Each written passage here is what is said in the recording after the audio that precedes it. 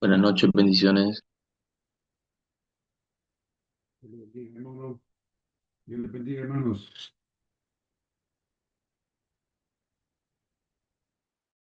Bendiciones, buenas noches.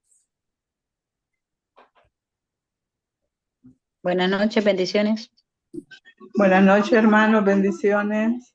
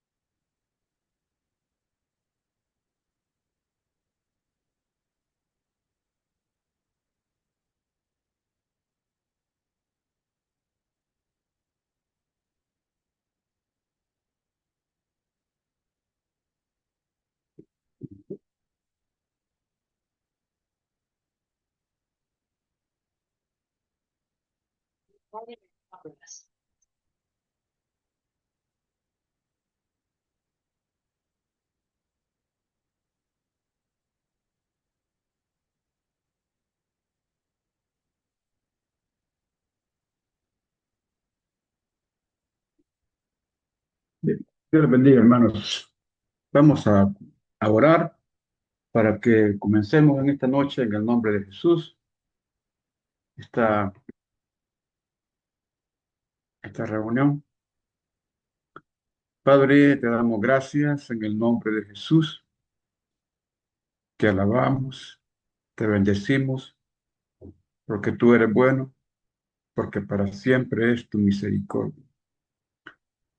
Gracias, Señor, por darnos esta oportunidad de estar nuevamente reunidos. Venimos con el deseo de aprender, Señor, y sobre todo de conocer cuál es tu voluntad.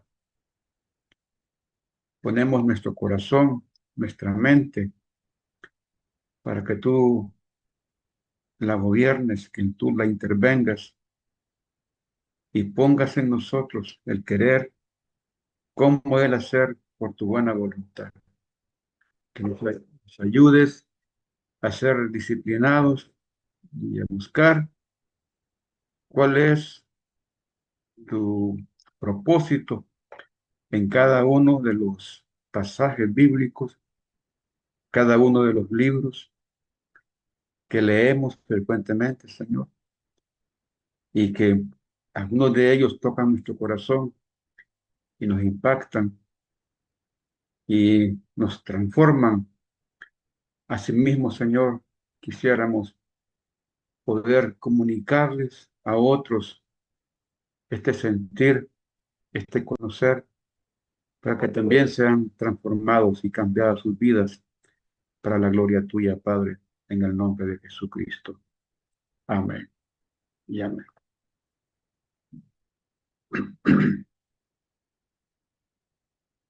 Vamos a tener una lectura bíblica, hermanos, en el libro de Nehemías, capítulo 8.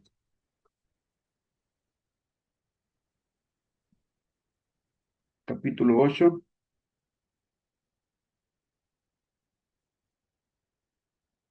Vamos a leer desde el versículo 1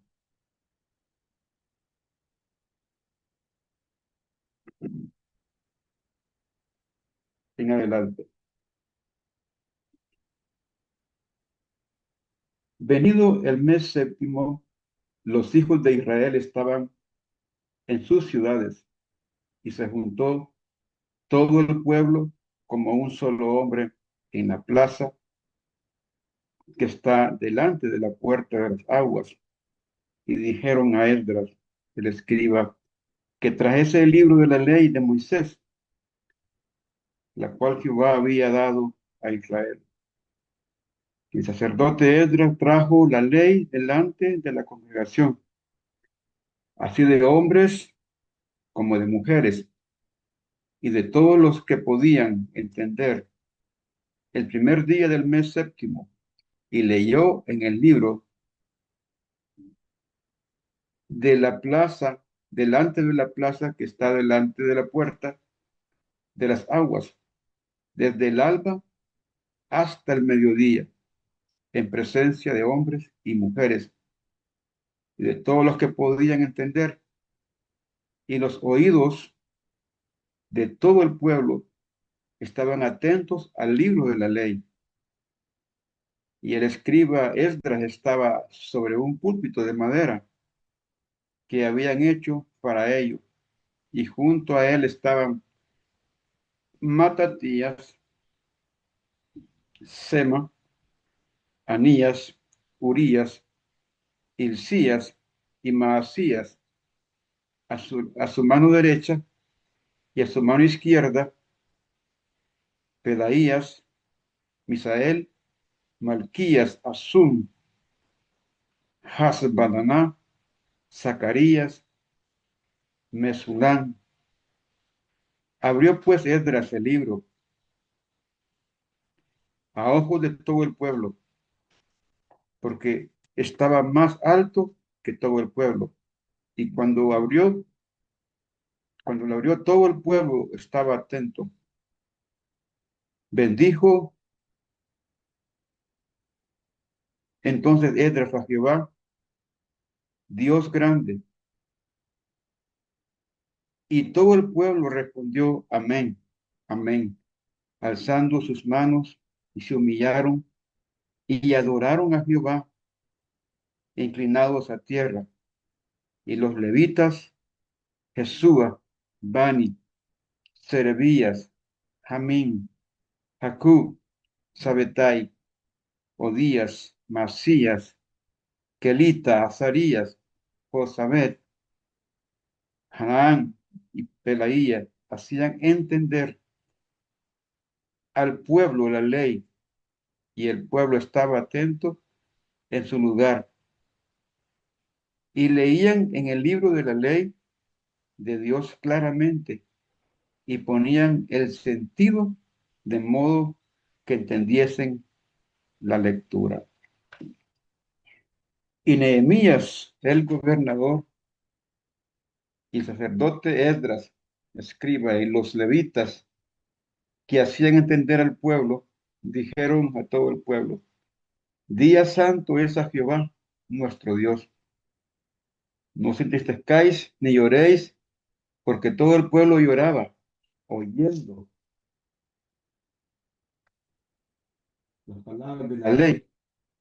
Luego les dijo: Id, comed grosuras y bebed vino dulce, y enviad porciones a los que no tienen nada preparado, porque día santo es a nuestro Dios. No os entristezcáis, porque el gozo de Jehová es vuestra fuerza. Los levitas pues hacían callar a todo el pueblo, diciendo: Callad, porque es día santo. No os entristezcáis. Y todo el pueblo se fue a comer y a beber y a obsequiar porciones y a gozar de grande alegría, porque habían entendido las palabras que les habían enseñado. Amén. Vamos a quedarnos ahí con esta lectura y considerando el tema que tenemos en homilética con esta lectura, y para darle sentido a lo que acabamos de leer, porque estamos en el momento de la restauración, por un lado del muro que le corresponde a Nehemías, y por otro lado del templo que le corresponde a Esdras. Y dentro de la restauración del templo, encontraron en un cuarto sellado, encontraron los rollos de la ley. Se dice que por orden de un rey fueron cerrados todos los rollos y la gente dejó de oír palabra de Dios.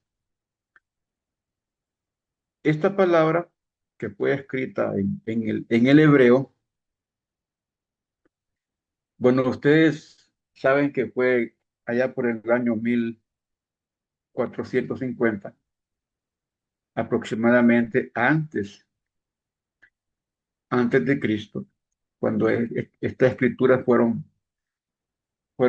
redactadas al principio. Pero pasó un buen tiempo que el pueblo de Israel no escuchó palabra, no recibió palabra, y ya su lengua había sido transformada, había sido mezclada con otras lenguas paganas. Cuando Esdras agarró el libro, tuvo que tener intérpretes para que le explicaran al pueblo el significado de las palabras que Esdras estaba leyendo. Y a medida que Esdras iba leyendo, los intérpretes iban explicando y le daban el sentido. O sea, encontraban el contenido, trasladaban al lenguaje que ellos podían entender y realmente lo entendieron. Se sintieron impactados por la palabra, se les leyó la palabra y la palabra los impactó, los quebrantó. Y esto es lo que se busca cuando uno lee la palabra y estudia la palabra, porque no solamente es leerla, estudiarla, estudiarla al grado de llegar a la comprensión de la palabra, comprender el significado de esta palabra. Cuando tenemos este nivel de comprensión y tenemos un pasaje que estamos leyendo,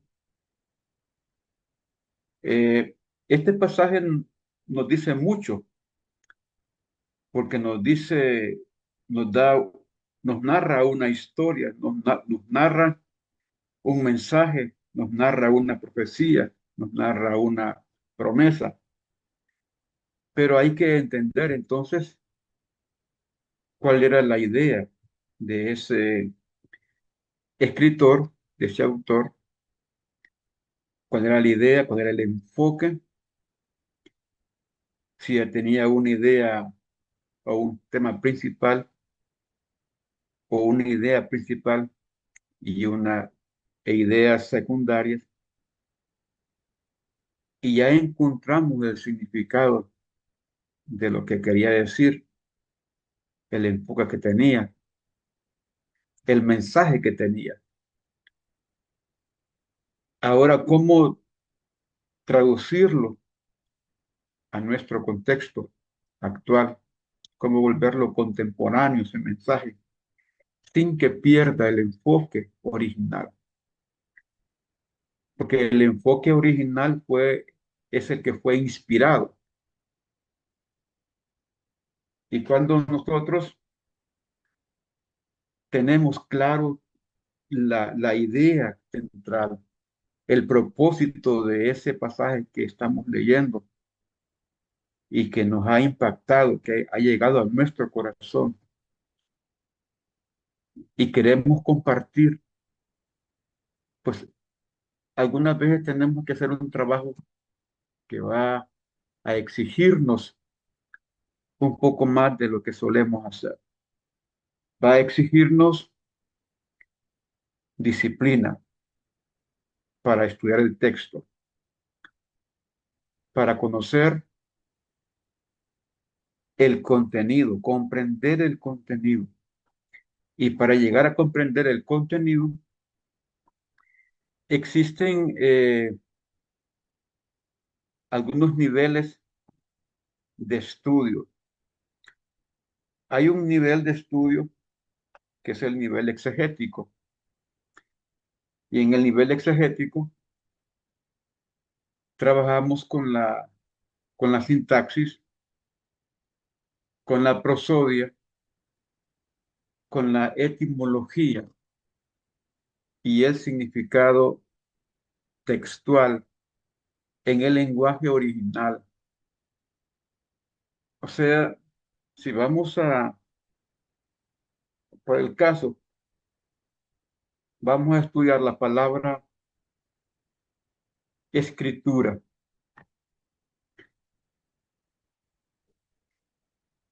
El significado originalmente en el griego, por ejemplo, es gráfata, gráfata. Y cuando estamos leyendo la palabra gráfata, donde más se encuentra es en Mateo, como dice la escritura. Entonces tenemos que hacer referencia cuando dice grafeín, grafete, porque ahí tiene que ver ya la conjugación. Por un lado hay una conjugación que es en el presente activo, en el indicativo, que es el que nosotros conocemos, conjugamos un verbo en el presente, en el infinitivo, que es como decir comer, es como decir reír, llorar, ¿verdad? Cuando lo pasamos a otros modos, y en la Biblia encontramos que tanto la voz puede ser activa, puede ser pasiva, pero en la conjugación de los verbos tenemos una relación que tanto el sustantivo como el elemento neutro, el adjetivo y los adverbios, que son normales en cualquier lenguaje,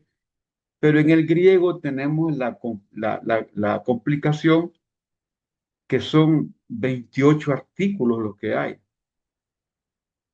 Y uno, si no ha sido bueno en castellano o en español, peor para que sea bueno en griego. Entonces, cuando hacemos la conjugación, y vamos a ver, por ejemplo, San Juan capítulo 1, versículo 1, y solo creo que por aquí tengo un Nuevo Testamento, permítanme un segundito,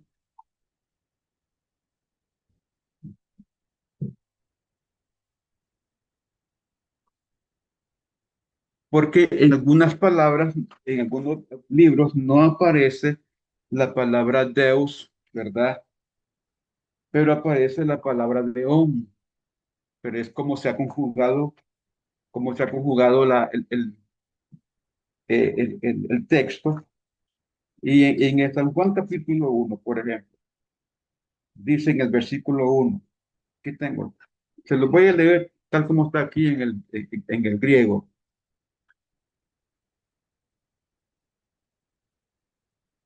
Dice, gen arfen ten ho logos kai ho logos ten proston deon kai deos gen ho logos. Entonces, ¿qué encontramos aquí nosotros? Que dice que al principio era el verbo y el verbo estaba cerca de Dios. Pero mire que donde dice cerca de Dios, dice proston deón. Y más adelante dice kai Deos. ¿Por qué dice deón primero y luego dice Deos segundo? Y significan lo mismo, Dios. Y luego dice genhologos, y este es el verbo, dice aitos nengen arfen, que estaba cara a cara con Dios. Cuando leemos en la Reina Valera, dice al principio era el verbo, y el verbo era Dios, y el verbo estaba con Dios. Pero en esta versión que tengo aquí en griego, dice que el verbo estaba junto a Dios, pero también dice que estaba cara, cara con Dios. Pues dice proston es de cara al Señor. Entonces, cuando leemos esto y vamos a explicar, por ejemplo, el asunto de la preexistencia de Jesucristo, vamos a tomar el capítulo 1, versículo 1 hasta el 12 de San Juan, y vamos a tomar primera de Juan, capítulo 1, versículo 1, 2 de primera de Juan, porque en ambos textos el autor está explicando la existencia de Jesucristo, la preexistencia de Jesucristo. Entonces tenemos que buscar en este tipo de literatura que tengo aquí, en estos libros, y por aquí tengo otro libro que está en hebreo, cuando está hablando de, por ejemplo, el texto normal es que uno comienza a leer es Génesis, ¿verdad? Es Génesis, y cuando vamos a leer esto, por eso es que los judíos usan unos palillos para leer la Torá, porque van leyendo palabra por palabra, así como dice el libro de Isaías. A donde quiero llegar con todo esto es que no solamente es de leer la Biblia, así como la leemos nosotros a la carrera, y ya interpretamos nosotros, y les decía la vez pasada que el conflicto que tenemos hoy día es que abusamos mucho de las alegorías y le damos un contenido, un significado espiritual a todo. Y este es el gran problema. Entonces, cuando vamos a bosquejar, pues nos atenemos más a nuestro conocimiento, a lo que nos parece que es el contenido del texto, que a lo que realmente tiene el texto. Entonces, hoy estaremos hablando acerca del bosquejo. ¿Cómo elaborar un bosquejo? Pero antes de elaborar ese bosquejo, yo por lo general tengo notas que las tengo hechas a mano, tengo notas que las tengo en la tablet, ¿verdad? Notas que las tengo en mi celular y notas que tengo en medio de la Biblia. Cada vez que estoy leyendo el mismo texto, el mismo pasaje que estoy estudiando, estoy tomando nota y a menudo tengo aquí también algunos diccionarios. Vengo al diccionario a leer la etimología de la palabra, la raíz de la palabra, la sintaxis de la palabra. Porque en algunos lados, así como usamos nosotros la palabra instrumento, y el instrumento lo podemos utilizar en diferentes áreas, puede ser un instrumento médico, un instrumento musical, un instrumento para la agricultura. Entonces, al oír la palabra instrumento, me da una gran cantidad de significado que va a ir de acuerdo al enfoque con que voy a usar la palabra. En el, en el griego y en el hebreo, más que todo en el hebreo, porque solo son 10.000 palabras. El hebreo, el griego son 35.000 palabras, pero el castellano son 225.000 palabras. O sea, hay palabras en hebreo que significa número, el nombre de un animal y un significado, ¿verdad? Gramatical. Entonces, ven ustedes que tenemos que estudiar un poco esto. Entonces, aquí con el bosquejo es que vamos a ir a ordenar sistemáticamente todas las ideas que ya tenemos, los temas, los significados, las razones. Va a depender de qué es lo que estamos bosquejando. Miremos aquí la introducción. Dice, el bosquejo es a un mensaje lo que el esqueleto es al cuerpo humano, lo que la estructura metálica es a un edificio, lo que un boceto es a un dibujo. El bosquejo marca la dirección que el mensaje habrá de tomar. Un buen bosquejo resultará en un buen sermón, de la misma manera que una buena construcción es el resultado de un buen diseño y estructura. Eh, Uno de los libros que utilizamos al principio nosotros en homilética es el Escalera de la Predicación, que le da una serie de esqueletos, ¿verdad? Para que uno los vaya llenando. Bueno, no lo dan la estructura, pero el bosquejo nos ayuda a representar gráficamente las relaciones y grados de importancia de un cuerpo de ideas entre sí. Vamos a ordenar todas las ideas principales. Por ejemplo, vamos a hablar de la salvación. La salvación. Y vamos a partir de un texto. Vamos a leer, por ejemplo, el libro de Efesios. Efesios capítulo 2. Entonces, que ya tenemos el texto, podemos leer en el capítulo 2 y definimos que ese es el texto que vamos a utilizar. Es el texto que vamos a estudiar. A lo mejor lo hemos leído unas 5 o 6 veces, pero solo lo he leído. Hemos leído quizás un versículo, pero ahora vamos a leer, ¿verdad? Por lo menos el texto áureo, que es del versículo 1 hasta el 10. Se llama texto áureo porque es el texto donde vamos a basar nuestro estudio.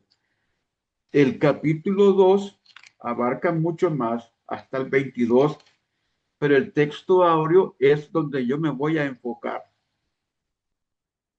Y dice, y Él os dio vida a vosotros cuando estabais muertos en vuestros delitos y pecados, en los cuales anduvisteis en otro tiempo, siguiendo la corriente de este mundo conforme al príncipe de la potestad del aire, el espíritu que ahora opera en los hijos de desobediencia, entre los cuales también todos nosotros vivimos en otro tiempo en los deseos de nuestra carne, haciendo la voluntad de la carne y de los pensamientos, y éramos por naturaleza hijos de ira, lo mismo que los demás. Pero Dios, que es rico en misericordia, por su gran amor con que nos amó, aún estando nosotros muertos en pecados, nos dio vida juntamente con Cristo. Por gracia sois salvos. Y juntamente con Él nos resucitó y asimismo nos hizo sentar en los lugares celestiales con Cristo Jesús, para mostrar en los siglos venideros las abundantes riquezas de su gracia en su bondad para con nosotros en Cristo Jesús. Porque por gracia sois salvos por medio de la fe, y esto no de vosotros, pues es don de Dios, no por obras para que nadie se gloríe, porque somos hechuras suyas, creados en Cristo Jesús para buenas obras, las cuales Dios preparó de antemano para que anduviésemos en ellas. Ya tenemos el texto. Ahora, ¿qué necesitamos estudiar? Leerlo de nuevo. ¿Para qué necesitamos estudiar el texto? Porque de este texto vamos a elaborar todo un bosquejo. Vamos a establecer todas las ideas posibles que tiene el apóstol Pablo aquí. Vamos a identificar de todas estas ideas que están aquí escritas, ¿cuál sería la idea central? ¿Y cuáles serían las ideas subsidiarias? Aparte de esto, vamos a establecer el propósito. ¿Hacia quién queremos dirigir esta enseñanza? ¿Quiénes serían las personas más indicadas para recibir esta enseñanza? Tendrá que ver en esto con el propósito que tenemos. O sea, nuestro propósito va a ser sacar de aquí, de este texto, las ideas principales, las subsidiarias, y luego buscar el propósito de Pablo a la hora de escribir. Primero buscaremos el propósito de Pablo a la hora de escribir. ¿Cuál era el interés? A menudo podemos sacar de aquí mismo, ¿verdad?, el propósito que tenía Pablo. A lo mejor tengamos que seguir leyendo el capítulo para ver si encontramos en los otros versículos restantes. Vamos a recordar que originalmente esta epístola no estaba dividida por capítulos ni por versículos. Estamos claros con eso, ¿verdad? Estamos claros con eso, que estas cartas no estaban divididas por capítulos ni por versículos. Era una sola carta. Lo que ocurre es que allá por el siglo III hubo una escuela que se encargó se tomó la idea de proteger el contenido y de volverlo más asequible. Y ellos elaboraron la subdivisión por capítulos y por versículos de las cartas paulinas. Entonces, ya los temas que están aquí en letra cursiva o letra negrita, como dicen, eso es una cuestión de las sociedades bíblicas que quiso dar una idea, pero que usted puede tener su propia idea, ¿verdad? Para sacar la idea central del texto, para así ir elaborando el resto de ideas y volviéndola un poco más sistemática, como lo hicieron los primeros hermanos, tanto Clemente como Orígenes, que fueron los que comenzaron a hacer sistemático todo el proceso de estudio de la Biblia. Así que con esto del bosquejo, tenemos que ir aprendiendo a jerarquizar las ideas. ¿Cuál es la idea principal y cuáles son las ideas subsidiarias?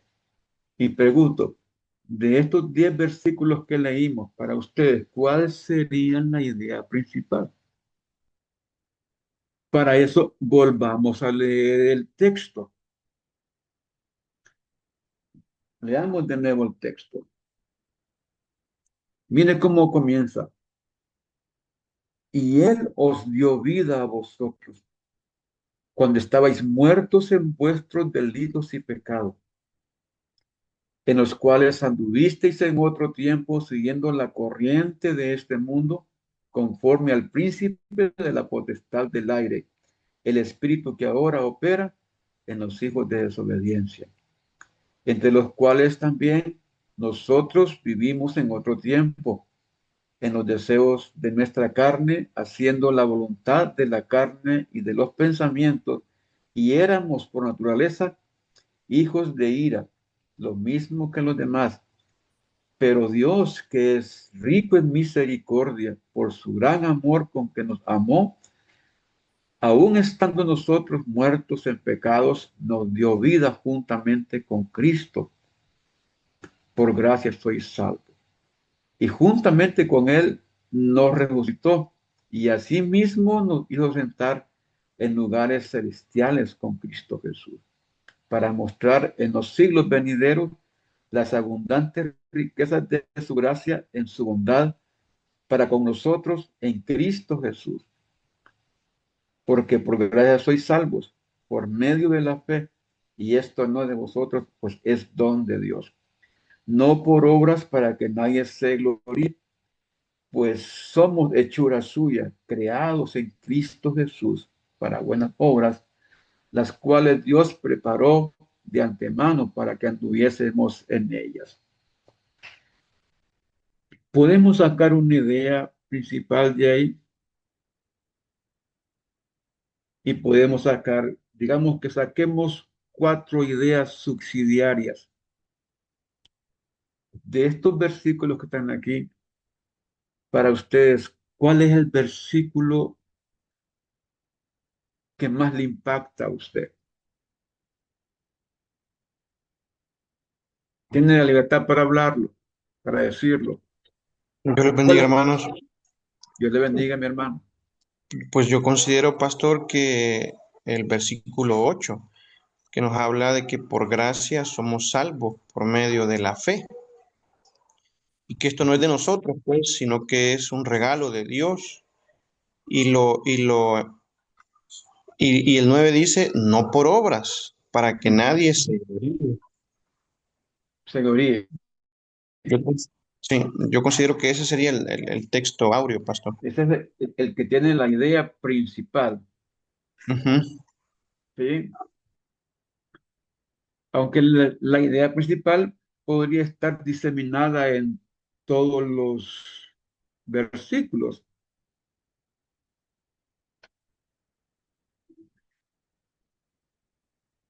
Ujú. Podría estar diseminada en todos los versículos, pero encontramos ideas subsidiarias. Vamos a pensar que ya el versículo 8 define la idea principal. Busquemos una segunda idea. Vamos a ver. Ánimo, todo el mundo leyendo ahí. Busquen una segunda idea.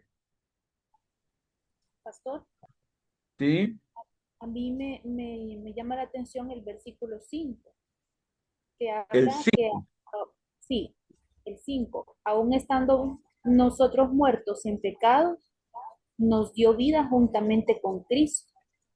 Por Nos gracia, dio vida. nos, Correcto, muy buena. Entonces, ese versículo tenemos que sacarlo aparte. Pero el 4 también está, el 4 está poderoso. Dice el El 4. 4, pero Dios, que es rico en misericordia, por, por, por su gran amor con que nos amó. O Ajá, sea, ahí habla de las cualidades de Dios. correcto. Ahí se resalta la bondad de Dios, ¿verdad? En esta idea. Y podemos sacar 2 más, ¿sí?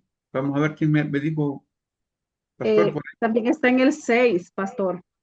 ahí, en Y, el 6. y juntamente con él nos resucitó y asimismo nos hizo sentar en los lugares celestiales con Cristo Jesús. Mire qué poderoso es este texto, ¿verdad? Sí, Si es poderoso, entonces, ¿qué es lo que vamos a hacer? De estas ideas podemos hacer una línea, ¿verdad? Una línea simétrica partiendo de la idea principal. La idea principal, que es la salvación por la gracia del Señor. Con este versículo que está en el 8, porque por gracia sois salvos por medio de la fe, y esto no de vosotros. Ah, ¿sabe que tendríamos que estudiar también la palabra salvo, la palabra salvación? El significado de la palabra salvación, que es soterio. Soteriología es la disciplina que estudia la salvación. Entonces, cuando estudiamos, ¿verdad? La soteriología, la disciplina de la salvación, la doctrina de la salvación, ¿verdad? Encontramos nosotros que da la idea de alguien que está a punto de ahogarse y alguien le tiende una vara, le tiende un instrumento para sacarlo del agua donde está a punto de ahogarse. Entonces lo ha salvado. En, en el hebreo, la palabra salvación, fíjese que se traduce como salud, es devolverle la salud a alguien. Pero aquí tendríamos que estudiar el significado de algunas palabras para darle el contexto general. Porque cuando hablamos del ármatos, por ejemplo, del pecado, el pecado lo estudiamos en armatología. ¿Cuál es el significado del pecado? Él dice que es errar en el blanco. Da la idea de alguien que tiene una flecha y que la lanza y que no pega, no da en el blanco. Ha errado, ha pecado. Los griegos le llamaban pecado a errar en el blanco. Pero aquí se le llama pecado cuando uno no camina de acuerdo con la palabra de Dios. Y el mismo Jesucristo define el pecado como el quebrantamiento de la ley, dice Jesús, cuando le está enseñando a los fariseos qué es el pecado. Es el quebrantamiento de la ley. Entonces vamos a ver la importancia del bosquejo, que tiene algunas incidencias. Número uno es que jerarquiza las ideas, ayuda a examinar con discernimiento la relación existente entre las ideas que ofrece el pasaje. Hasta aquí el predicador solo tiene una colección de ideas sueltas del pasaje y una idea central que desea comunicar. Su tarea es ordenar esas ideas sueltas en función de su idea central, dando énfasis a las ideas importantes del pasaje y obviando aquellas que no lo son. Entonces, ustedes ya están sacando aquí las ideas importantes, ya sacaron la idea central, las ideas importantes. A lo mejor hay mucho más ideas aquí, pero por asuntos del tiempo o de los oyentes, ustedes han tomado 4 ideas, pero aún me pueden dar otra idea ahí. Hay una idea más ahí que no la tomaron en cuenta.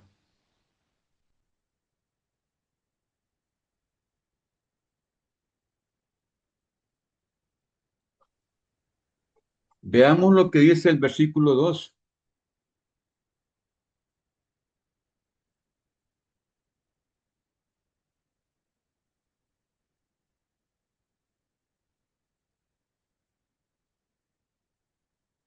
En los cuales anduvisteis en otro tiempo, dice, siguiendo la corriente de este mundo, conforme al príncipe de la potestad del aire, el espíritu que ahora opera en los hijos de desobediencia.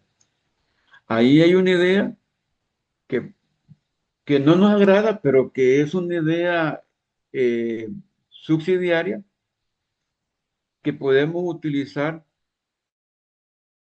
para reflejar la condición del hombre sin Dios. ¿Cuál es la condición del hombre sin Dios? Es un hombre que está gobernado por el príncipe de la potestad del aire. Un hombre que camina en sus propios conceptos, sus propios criterios. Dice aquí,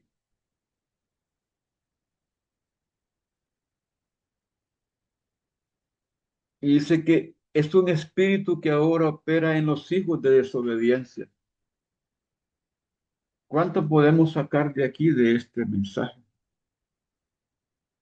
De cómo ordenemos estas ideas va a depender la orientación que le demos al oyente. Entonces, el bosquejo orienta al oyente, ayuda también a la congregación a ver hacia dónde va el predicador y al predicar asegurarse que llega donde uno espera llegar.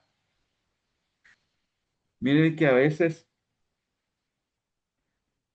creo que nos pasa a todos, que a la hora de elaborar el bosquejo, lo hacemos muy, muy lindo el bosquejo, muy bonito. La cuestión es seguir ese bosquejo y seguirlo en el tiempo, porque a veces nos agarramos en la introducción, por ejemplo, 15 minutos, y luego en querer desarrollar el propósito del mensaje, unos 5 o 10 minutos. Y si nos dan el día martes o jueves para predicar, que ya nos entregan, ¿verdad?, casi como 40 minutos, uno va como a marcha forzada, que cuando ya van a ser 10 para las 8, a uno todavía le faltan 2 puntos importantes por hablar. Y es ahí donde empieza como la carrera, dar las ideas, ¿verdad?, subsidiarias, y casi que en la conclusión entra una idea o entra la conclusión de un solo.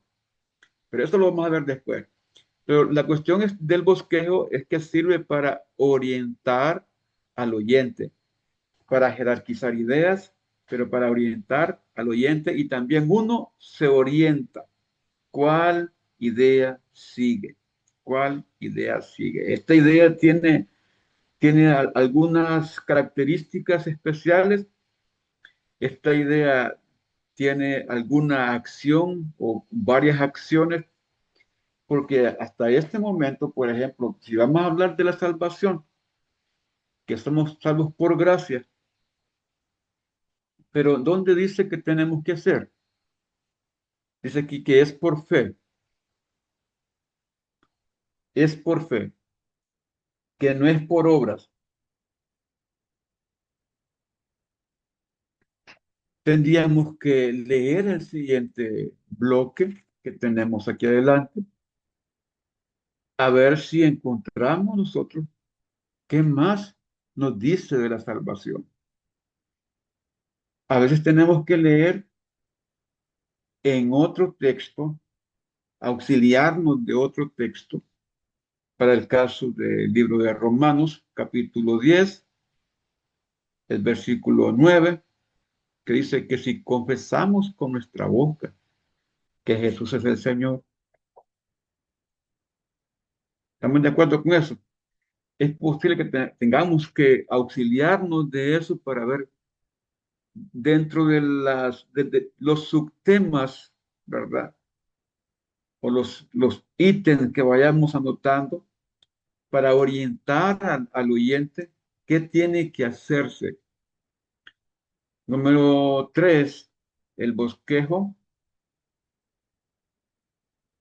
¿verdad? Aquí tenemos la función del bosquejo. Dice estructura del mensaje. El bosquejo debe representar con exactitud las ideas principales del pasaje y las ideas subordinadas. Debe de representar, para decirlo en una frase, la estructura y la relación de ideas del sermón. ¿Cómo vamos a elaborarlo? Con los puntos mayores. Los puntos mayores son como fuertes, las ideas fuertes. Vamos de nuevo al pasaje. Número 1 es que estábamos muertos, pero el Señor nos dio vida. Nos dio vida. Número 2, la acción de Dios es por su grande misericordia. Grande misericordia. Número 3, En su plan eterno, versículo 6, dice que Él nos sentó, nos resucitó y asimismo nos hizo sentar en los lugares celestiales con Cristo Jesús. Ya estábamos nosotros predestinados, por así decirlo. Tal vez la palabra no es predestinado, pero para que aclaremos el punto, ¿verdad? Ya estábamos en el plan. Versículo 6. Y luego aparece la idea principal, que es el de Mano Orben: por gracia sois salvos por medio de la fe. Y esto no depende de nosotros, pues es un regalo de Dios. Palabra don, dice carisma. ¿Cómo es que lo vamos a hacer? Si la ley dice que tenemos que hacer esto, y haciendo esto, vamos a recibir perdón de pecados. Si ofrecemos sacrificios, si hacemos lo que la ley dice, pero aquí ya dice que no por obras, para que nadie se gloríe, no por obras. Y recuperamos allí el hecho de que somos criaturas de Dios, fuimos creados por Dios. Dios es nuestro Padre. Entonces vamos a elaborar estos puntos mayores y vamos a jerarquizarlos, y dentro de los puntos mayores vamos a encontrar ideas para ir dándole más sentido a estas ideas que vamos a colocar en el bosquejo. Los puntos menores o subpuntos deben apoyar a los puntos mayores. Los puntos menores desarrollan lógicamente a los puntos mayores. La relación debe de ser estrecha y debe de ser lógica. Ahora miremos el bosquejo en sí, la forma del bosquejo. Convencionalmente, esta forma, pues, cuando se escriben, cuando se escriben trabajos finales de graduación, como una monografía, por ejemplo, una tesina o una tesis, a uno se le exige que utilice este tipo de estructura. Tanto hay dos autores que son los más conocidos. Uno es,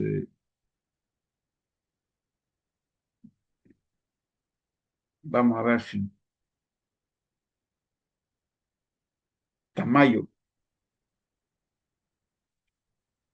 que habla acerca de los trabajos finales de graduación.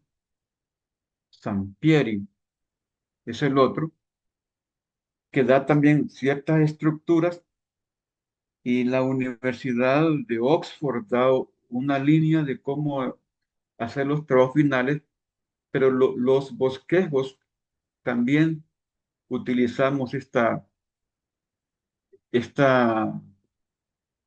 estructura con letras mayúsculas, con números arábigos, números romanos, y encontramos ahí una estructura que podemos seguir como ejemplo para llevar la división y las subdivisiones de acuerdo con el bosquejo que hayamos planteado. Así que encontramos aquí, por ejemplo, dice aquí: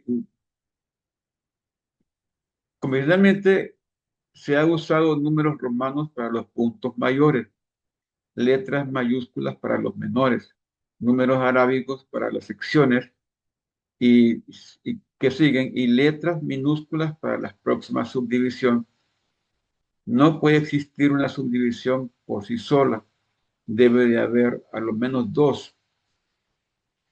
Entonces utilizamos ahí en la primera parte, digamos que vamos a utilizar una idea eh, importante.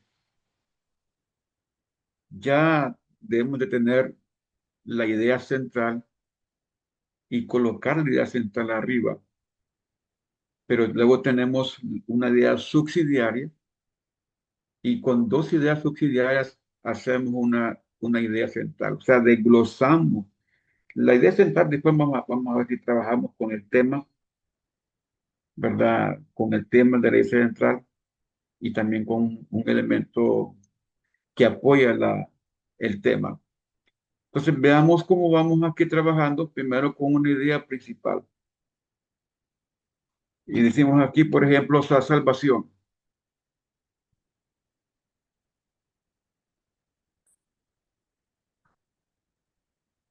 Por gracia. Salvación por gracia. Aquí encontramos abajo, no por obras,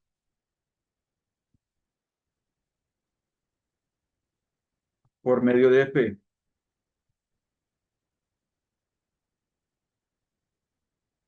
Acá tenemos que colocarle en Cristo Jesús.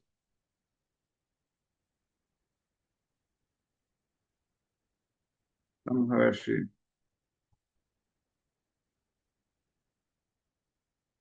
Por medio de la fe. Aquí no por obras. Tenemos que hacer un entre paréntesis. Vamos a colocar el significado de estas obras. Porque algunos, por ejemplo, cuando leemos Gálatas, encontramos que algunos judíos estaban obligando a los cristianos a guardar el día de reposo, por ejemplo, a no comer carnes. Otros estaban obligando a los cristianos a guardar la ley, a comer solo pan trenzado, a comer esto, a no comer tubérculos, porque todo lo que está bajo la tierra está contaminado. Entonces, aquí vamos a tener que colocar siempre un respaldo, por lo general, el versículo que habla de estas ideas subsidiarias. Aquí en la segunda parte podemos encontrar otra idea importante que tenemos aquí en el capítulo 2 del libro de los Efesios, a donde dice que por la misericordia de Dios, por su grande misericordia,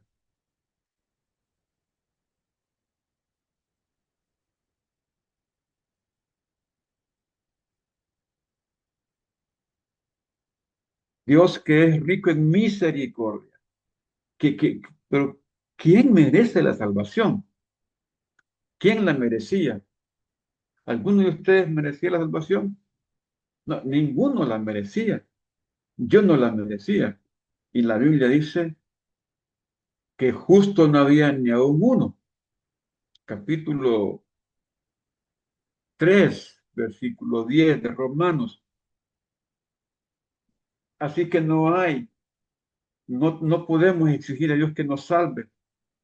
Dependemos de su grande misericordia. Y la misericordia de Dios lo mueve a enviar a su Hijo Jesucristo a morir por nosotros. La misericordia de Dios nos alcanza como gentiles. Normalmente la misericordia de Dios estaba dirigida al pueblo de Israel, pero ahora su grande misericordia nos alcanza a nosotros. Misericordia gratuita para todos, dice su palabra. Así que encontramos al grande y todopoderoso Dios conmovido, tratando de ayudarnos, tratando de amarnos, amándonos, alcanzándonos, aunque tenga que entregar a su Hijo Jesucristo, como la hermana Claudia lo dijo anoche en su mensaje. Creo que fue en su tercer punto que habló acerca de la ofrenda por excelencia, que es el Jesucristo que vino a morir por nosotros a este mundo. Entonces podemos ir elaborando este bosquejo, ¿verdad? Por el tiempo, elaborándolo, irlo cubriendo. Yo doy aquí en este estudio voy dando un texto, ¿verdad? Con el cual podemos elaborar un bosquejo. Les doy una idea de bosquejo, por ejemplo, más adelante, aquí, características del bosquejo. ¿Cómo debe de ser? Dice aquí, cada punto en el bosquejo debe de ser una oración completa. Cada punto en el bosquejo debe de ser una afirmación y no una pregunta. Las transiciones o frases que conectan dos puntos entre sí deben aparecer entre paréntesis. O sea, entre un punto y otro deben de haber transiciones. La conjunción y debe evitarse en la redacción de los puntos y la idea central puede indicar que hay dos ideas. 5. El propósito del sermón debe expresarse con un infinitivo. Debe ser conciso, debe estar en relación directa con la idea central. Cuando habla de un infinitivo es un verbo, ¿verdad? Un verbo conjugado en el infinitivo. Y aquí tenemos el bosquejo del sermón, el ejemplo de un bosquejo. Por ejemplo, tenemos el título, la imperante necesidad del bosquejo. Tenemos una introducción que debe ser abreviada. La gente quiere entender lo que el predicador dice. La mayoría de los predicadores quieren que se les entienda. La buena comunicación o claro entendimiento proviene de un buen bosquejo. Idea central, tenemos que bosquejar para que se nos entienda. Propósito, convencer a los estudiantes que deben bosquejar para ser buenos predicadores. Luego, el bosquejo le ayuda al orador a desarrollar sus ideas inteligentemente. El proceso de la ayuda clarifica las ideas al orador.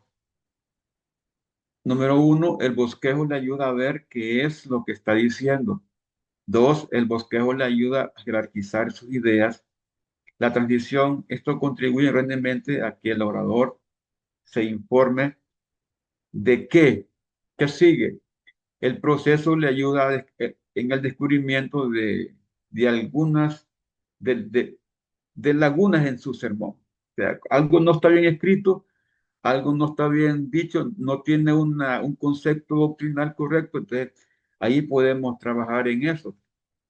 Y luego tenemos aquí el bosquejo ayuda al oyente a recordar qué se dijo. Las ideas que se presentan en un patrón o modelo recuerdan fácilmente. Las pláticas bien organizadas son más fáciles de recordar. Y luego la conclusión. En la conclusión puede hacer dos, tres conclusiones o una sola conclusión. La conclusión es uno de los puntos, dice aquí abajo, más controversiales a la hora de predicar. Algunas veces somos como el piloto que pudo despegar el avión, pero a la hora de aterrizar no sabe dónde hacerlo, dónde terminar el mensaje, cómo terminarlo. Algunos solo dicen, hasta aquí me ayudó Jehová, amén. Ahí se quedan. Pero otros hacen un énfasis en la conclusión y casi que también tienen una aplicación porque hacen el llamado a reconciliación, llamado a arrepentimiento y hacen un enfoque para que lo que fue el propósito, ¿verdad? También se vuelva a remarcar aquí en la conclusión.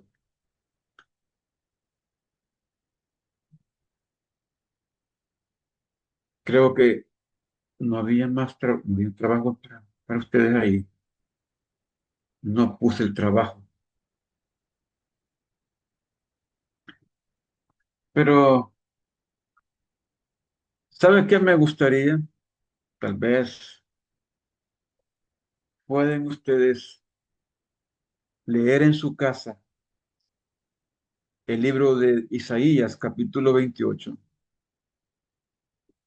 Capítulo 28 de Isaías.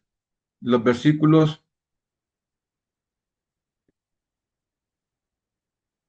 9 10, 11, 12 y 13. Se lo léanlo, nada más. Léanlo porque para la próxima clase, que trabajemos ya con la idea principal en sí, tengamos que leer de nuevo este texto, porque aquí dice, ¿quién entenderá, quién enseñará ciencia? ¿O a quién se hará entender doctrina? ¿A los detetados? ¿A los arrancados de los techos? Porque mandamiento tras mandamiento, mandato tras mandato, renglón tras renglón, línea sobre línea, un poquito allí, un poquito allá. Porque en lengua de tartamudos y en extraña lengua hablará a este pueblo. Ahí podemos seguir leyendo. ¿Qué significa eso? Si puede traerme significado, se lo voy a agradecer. Hermanos, amados, a partir de la otra semana, solo les voy a dar media hora de clases porque vamos a escuchar a un hermano que nos trae un mensaje y el otro miércoles otra media hora y vendrá otro hermano de los hermanos que no pueden venir a predicar los martes y los jueves acá por la distancia y todo. Y, pero vamos a comunicarnos con ellos, ¿verdad? En privado para hablar, a ver qué posibilidades hay, porque si no los programamos para el mes de octubre, para que nos vengan a predicar. Pero quiero agotar este paso porque ya solo me quedan 2 semanas más de clases, ¿verdad? Me queda una semana más para evaluar, pero quiero cubrir el espacio y terminar septiembre con los que están predicando y los que me faltan. Pues voy a programarlos en octubre, ¿verdad? Pero también aquí en la clase podemos practicar y evaluarlos. Todos los que han predicado los he estado evaluando, he estado escuchando, he estado viendo sus ponencias y todo, y ha estado muy bien, muy bien. Son unas pequeñas reflexiones que tenemos que hacerles, pero eso lo vamos a hacer de forma privada. Preguntas, hermanos, ya terminamos. ¿Quedamos claros? ¿O hay que leer de nuevo material? Léalo de nuevo, por favor, ¿verdad? Si puede hacerme, yo tenía una buena cantidad de ejemplos aquí preparados para trabajar, pero vamos a hacerlo la otra semana, porque quiero hacer un bosquejo del Sermón del Monte y queremos buscar la idea principal de Jesús y cómo él fue desarrollando su sermón, porque es el sermón por excelencia, ¿verdad? Sermón del Monte es sermón por excelencia y él va desarrollando las ideas subsidiarias de una manera extraordinaria. Y queremos ver ese sermón la próxima semana. Hermanos amados, que Dios les bendiga, que Dios me les guarde.